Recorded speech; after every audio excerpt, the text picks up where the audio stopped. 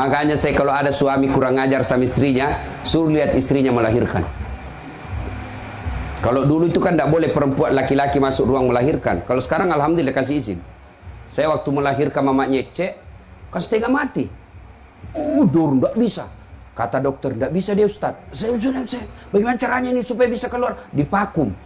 Apa itu dipakum? Disedot. Bisa dongo anakku ini kalau otaknya disedot. Saya bilang, sudah, mundur ki dok. Saya ngurus ki. Nah bilang, bukan mau pengajian ini Ustaz. Saya mundur ki, saya urusin istriku. Betul Pak, ini. Akhirnya saya salat hajat 2 rakaat. Saya salat hajat dulu 2 rakaat. Lalu saya selawat sebanyak-banyaknya. Lalu saya dorong. Keluar. Sejak itu, saya bilang kalau memang ada laki-laki yang tidak tahu harga istrinya, lihat itu istri melahirkan. Pilihannya hanya 2. Setengah mati atau mati. Dan berapa banyak ibu-ibu wafat melahirkan anaknya. Dan dia tersenyum melahirkan anaknya setelah wafat. Wafat setelah melahirkan. Dia senyum. Berhasil mengeluarkan anaknya untuk melanjutkan masa depan hidupnya. Yang ketiga, kenapa ibu disebut 3 kali? Yang tidak dimiliki laki-laki apa? Menyusui. Ibu masih ingat waktu menyusui? Apalagi kalau sudah mulai tumbuh giginya. Mutuakan hak. Coba. Ibu-ibu membayangkan diri sendiri. Mana ada begitu dia gigi, kau tampilin, hei kau gigi saya. Tidak, dia bujuk. Lepas kau nak. Tuh, siang anak-anak. Malam. Coba. Makanya demi Allah tidak akan kalian dapat sorga kalau kalian durhaka sama orang tua. Bahkan Nabi jelaskan, jangankan masuk sorga, baunya sorga kau tidak dapat. Padahal baunya sorga kita bisa cium 70 tahun perjalanan. Coba. Makanya hikmah pertama pulang pengajian, muliakan orang tua. Ustadz, orang tua saya dari kecil dia tidak urus saya, nenekku yang urus kak, tidak ada urusan dosanya bapakmu kepada Allah. Urusanmu, muliakan orang tua. Nah, bagi anaknya almarhum. Almarhum ini yang sudah meninggal. Bagaimana cara berbuat baik Ustadz? Bapak saya sudah meninggal. 1, doakan. Bagaimana doakan orang meninggal? Minimal, dengar baik-baik. Anak-anaknya ini almarhum, ahli warisnya. Doa tidak harus bahasa Arab. Doa tidak harus yang ada dalam Quran dan Sunnah yang dalam buku-buku doa. Tidak. Apa yang kita doakan orang yang sudah meninggal? Ya Allah, ampuni dosa orang tuaku. Itu yang pertama. 2, terima amal ibadahnya. Ada amal tidak diterima? Ada. Amal apa? Amal pilkada. Bagi-bagi jilbab, bagi-bagi sarung, bagi baju-baju seragam. Karena mau dicoblos, demi Allah tidak ada pahalanya di akhirat. Ya Allah, mana pahalaku? Saya bagi-bagi sembako, habis uangku 2 miliar. Nabi bilang malaikat, bohong tuh ang. Dia itu bagi-bagi sembako karena mau dicoblos. Maka, ya Allah, mana pahalaku? Saya umrahkan orang 50 ketika pilkada. Bohong, dia mau dicoblos. Allah kata, sudah, kan sudah mau kau dicoblos. Tidak ada pahalamu sekarang. Maka kalau ada kelakuan begitu orang almarhum, kita doakan. Ya Allah, terima amal ibadahnya. Yang ketiga, lapangkan alam kuburnya. Ampuni dosanya. Terima amal ibadahnya. Lipat gandakan segala kebaikannya. Lapangkan alam kuburnya. Jadikan kuburnya menjadi taman-taman surga. Lebih mulia lagi kalau kita tutup, Allahumma ghafirli wali walidayya warhamhuma kama rabbayani saghira. Tapi sayang 1000 sayang, banyak orang baca doa ini, tapi Pak Imam nasuruh. Kan banyak orang tidak tahu bahasa Arab. Selesai lebaran, pergilah ziarah kubur. Pak Imam tidak tahu bahasa Arab, Pak Doja tidak tahu bahasa Arab, dia juga tidak tahu bahasa Arab. Ibu-ibu gaul, bajunya hitam, roknya hitam, kacamatanya hitam, payungnya hitam, pergi ziarah kubur. Oh, doakan mamaku. Duduk mak ibu. Sama-sama mi duduk. Nah baca mi di doa ini Pak Imam. Allahumma ghafirli. Nah bilang ini Ibu Amin. Amin. Wali walidayya. Amin. Warhamhuma kama rabbayani saghira. Amin. Dalam hatiku, kasihannya ini ibu. Dia kira mamaknya didoakan. Padahal mamaknya Pak Imam nak doakan. Apa artinya itu tadi? Allahumma ghafirli. Ya Allah ampuni dosaku. Siapaku? Ya Pak Imam. Di belakang kita. Amin. Wali walidayya, kedua orang tuaku. Orang tuanya Pak Imam. Sudah dikasih pisang, dikasih amplop, suruh doa ke mama, tak mamanya doakan. coba ini yang banyak. Maka berdoa tidak harus pakai bahasa Arab. Selesai sholat Bapak Ibu, ini anak-anaknya almarhum. Selesai sholat, baca doa. Sampaikan minimal Al-Fatihah. Bagaimana caranya? Ila hadratin Nabi Mustafa Muhammad sallallahu alaihi wasallam, summa hususil ruhil almarhum Haji Muallim Pabinru. Al-Fatihah. Baca Al-Fatihah. Sudah itu ya Allah, ampuni dosa orang tuaku, terima amalnya, lipat gandakan segala kebaikannya, lapangkan alam kuburnya, lalu tutup dengan doa Allahumma ghafirli wali walidayya warhamhuma kama rabbayani shaghira. Amin ya rabbal alamin. Ustaz, kenapa orang kalau doa sudah begini selesai begini? Itu tambah-tambah gitu. Boleh juga tidak begini, boleh. Apalagi sekarang corona. Dianjurkan jangan pegang muka. Kenapa paling begini Ustaz? Cuma kebiasaan. Kenapa na muka? Karena lebih nyambung. Masa Bapak amin ya rabbal alamin? Itu lebih tidak nyambung lagi. Ya, doakan. Yang kedua, dengar baik-baik. Ini ahli warisnya almarhum. Yang kedua, kalau sudah meninggal bagaimana cara berbuat baiknya Ustaz? Kunjungi karib kerabatnya, anak-anaknya almarhum. Setelah menuntut ilmu, lalu ditugaskan keluar daerah dan menetap di daerah tugasnya. Jangan sampai kau lupakan keluarga yang ada di Sopeng.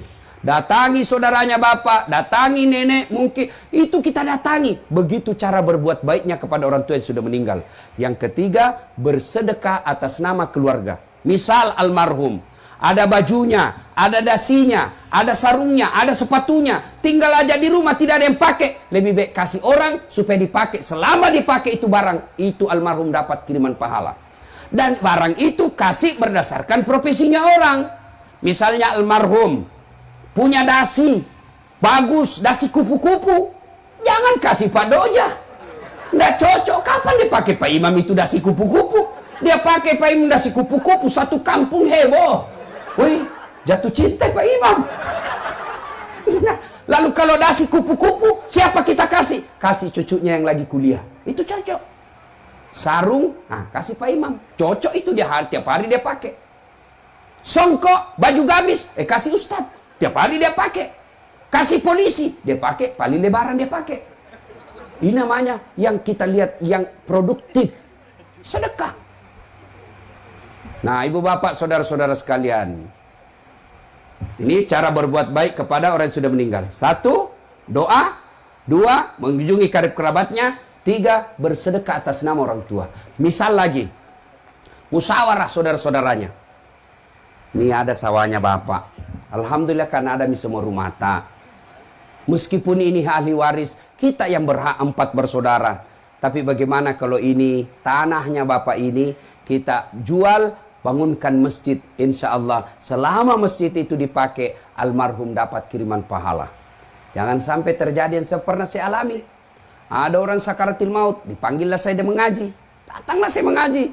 Begitu saya baca ngaji, anaknya musyawarah di ruang tamu. Musyawarah anaknya di ruang tamu. Apa dia bahas? Bicara kakaknya, saudara-saudara sekalian, ini bapak sebentar lagi meninggal dunia, meninggalkan kita. Supaya tidak ada keributan-keributan, maka mulai hari ini perjelas siapa yang ngambil sawahnya bapak di kampung. Saya dengar, saya bilang, keluarga apa ini? Saya keluar, saya bilang, Pak, bapak masa bapakmu sakaratil maut kok sibuk di sini? Saya ini orang lain. Saya keluar, saya pergi. Siapa yang gagal? Siapa? Orang tuanya gagal mendidik anaknya. Maka ibu-ibu, sebelum segalanya terlambat, didik anak. Nggak usah bangga anak kita tinggi sekolahnya, sampai ke jenderal, sampai direktur, sampai anggota DPR, kepala dinas, kalau dia tidak ada manfaat buat orang tua. Nggak ada. Kan biasanya ini kita kasih senang orang. Itawa. Anaknya yang pertama kepala dinas. Itawa. Anggota DPR anaknya. Itawa. Kontraktor. Baru nggak ada pernah lihat bapaknya. Beleng-beleng. Apa itu anakmu kontraktor, anggota DPR, kepala dinas, kalau nggak pernah kau dilihat? Yang hebat tuh, itu anaknya kasihan pegawai honor, tapi tiap minggu itu ada datang bawakan pisang bapaknya. Itu meskipun dia pegawai honor, ada manfaat. Siapa yang salah kalau anak kita tidak baik agamanya? Orang tuanya. Tidak ada orang lahir langsung jadi preman. Tidak ada orang lahir langsung jadi pengedar narkoba. Tidak. Kata Nabi, anak itu dilahirkan dalam keadaan fitrah. Ibu bapaknya membuat dia majusi, nasara ataupun Yahudi. Maka ibu tidak usah cemas kalau anak tak cuma pegawai honor. Tidak usah cemas kalau dia daftar tentara tidak lulus. Tidak usah malu kalau anak daftar pegawai negeri tidak berhasil. Tapi malulah ketika anak kita sudah balik, sudah sarjana tidak tahu sholat di masjid. Malu itu. Orang tua sekarang kan bangga sekali kalau pintar bahasa Inggris anaknya. Itahu wastas, jauh sepupuku yang orang Sopeng. Jagona tahu. Kenapa masih SD pintar bahasa Inggris anaknya? Apa jagona itu, Bu? Tahu bahasa SD. Banyak itu yang bisa begitu. Masa banyak Ustaz? Pergi makin di Inggris. Tuh anak-anak di Inggris masih kecil pintar bahasa Inggris semua. Apalagi zaman sekarang tidak perlu orang jago bahasa Inggris. Saya pergi Itali, tahu Itali? Tahu Itali, ceramah Kak di Roma, tahu Itali? Tahu Ibu? Itu batu-batu lurus belok kiri. Saya kan tidak tahu pakai bahasa Itali, nyasar Kak malam-malam. Mau Kak cari rumah makan halal, nyasar. Mau tanya orang tidak tahu bahasa Itali. Weh, ku ingat ada Google Translate. Saya buka HP ku, buka aplikasi Google Translate, ku rekam. Tolong tunjukkan saya rumah makan halal. Wih, keluar terjemahannya dalam bahasa Itali. Ku panggil orang ada lewat, Mister. Hirantong ini orang ditanya Mister. Mister. Datang. Selesai. Apa tidak penting? Bahasa Inggris. Memangnya kalau ibu nanti meninggal, anaknya pakai bahasa Inggris berdoa. Ibu. Oh my God. Please help me my mother. Talekang. Mana bisa? Tetaplah bahasa Bugis. Nah, maka tidak usah cemas soal itu. Yang kedua, ini biasa kita salah mendidik anak. Terlalu cemas soal perut. Jangan makin cemas soal perut. Ada orang di Sopeng mati kelaparan? Ada orang Sopeng mati kelaparan anaknya? Kita tidak mungkin orang Indonesia ada orang kelaparan anak kita di samping. Tidak mungkin. Kita punya Tepo Seliro. Kita punya Tenggang Rasa. Kita punya orang Bugis Pace, Siri. Malu kita kalau tetangga kita kelaparan. Tidak ada. Tapi yang mati gara-gara narkoba anaknya banyak, bahkan bisa jadi puluhan. Mati karena tawuran banyak. Itu berarti bukan soal perut yang ibu cemaskan. Tapi apa? Mendidik anak. Ibu-ibu. Bu. Tahu cicak? Tahu cicak? Apa namakan itu cicak? Masuk akal?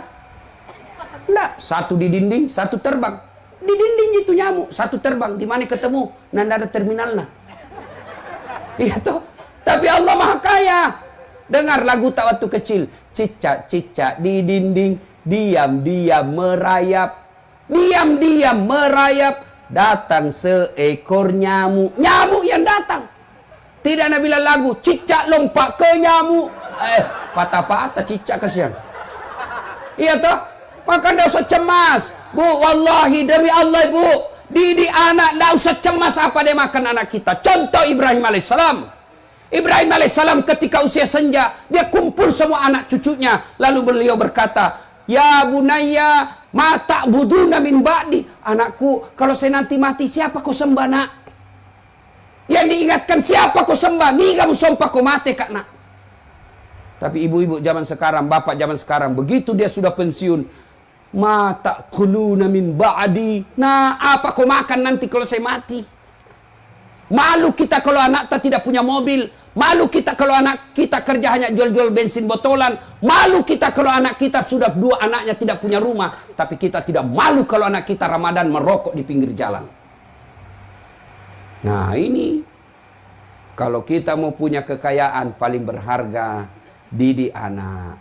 Bagaimana cara didik anak Ustadz? Ada dalam surah Luqman. Baca itu mulai dari ayat 16 dan seterusnya. Sudah dijelaskan di situ. Ya bunayya la tusyrik billah. Wahai anakku, jangan kau serikatkan Allah. Itu dulu yang pertama. Akidah dulu. Ibu-ibu nih yang punya anak kecil, masih kecil, ajarkan akidah kepada anak kita. Nah, Allah itu satu. Lam yalid wa lam yulad. Kalau perlu ajarkan melalui lagu. Kan ada lagu tak waktu kecil. Topi saya bundar, bundar, topi saya. Ganti itu. Tuhan saya Allah, Allah Tuhan saya. Kalau bukan Allah, bukan Tuhan saya. Itu ajarkan. Tuhan banyak. Siddhartha Gautama, Yesus, tapi bukan Tuhan kita orang Islam. Siapa Tuhannya kita? Nah, Allah. Allah itu siapa? Tidak bisa dilihat. Nah, sudah ajarkan begitu. Itu lagu-lagu zaman dulu, begitu lagunya. Tuhan saya Allah, Allah Tuhan saya. Jangan ajari anak lagu yang tidak masuk akal. Bu ami ami belalang kupu-kupu, siang makan nasi, kalau malam minum susu. Mana ada belalang minum susu sama makan nasi? Patolo-tolo.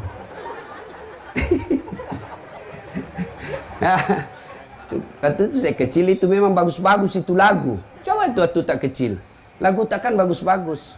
Katakan Tuhan itu satu. Ini lagu namanya Rama.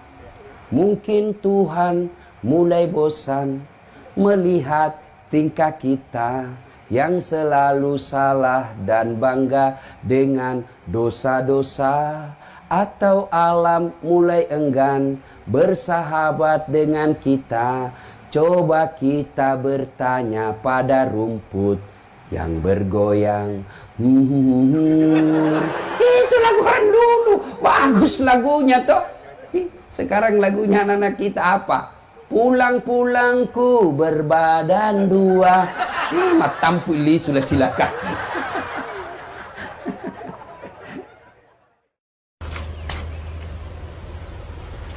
Wait a minute. Who are you?